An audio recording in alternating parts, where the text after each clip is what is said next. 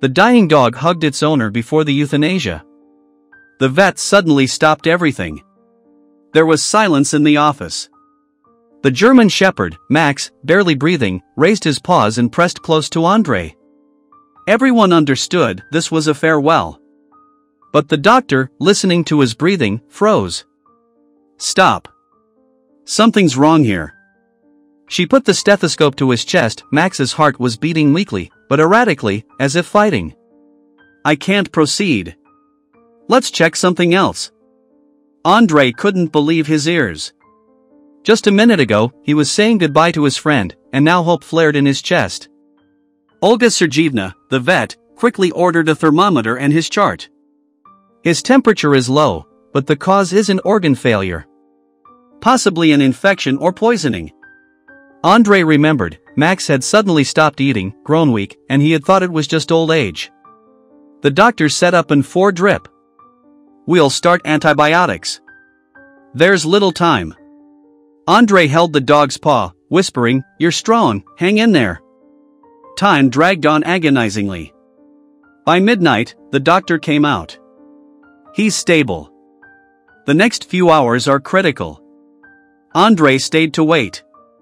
In the morning, Olga called him into the office. Max was lying under the 4 drip, his eyes were open, his tail moving weakly. Andre sat down beside him, stroking his head, and for the first time, he felt this wasn't the end yet. Day after day, he didn't leave his friend's side. Max slowly came back to life, reacting to his voice, his tail thumping against the blanket more and more often. The doctor warned, the main thing is not to rush. He's fighting. Andre stayed by the table, whispering, "We'll get through this."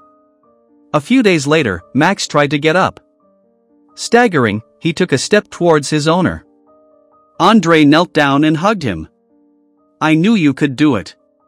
Tears streamed down his face, but they were tears of happiness. The doctor just smiled. He took the decisive step. Now everything depends on his recovery. A week passed. Max was already walking around the ward. The doctors called him a real hero. When the test results came, Olga said, "The infection is defeated. He survived thanks to you." Discharge day. Andre held the leash, his heart pounding as if for the first time. Max walked out on his own, a little unsteadily, but proudly, with his head held high. People in the lobby stopped, someone started to applaud. It smelled like spring outside. Andre hugged the dog around the neck. "I thought I was losing you. Now I know we still have a long time together." Max gave a low growl, nudging his muzzle into Andre's shoulder. They walked home slowly but surely, side by side, as always. It was their return to life.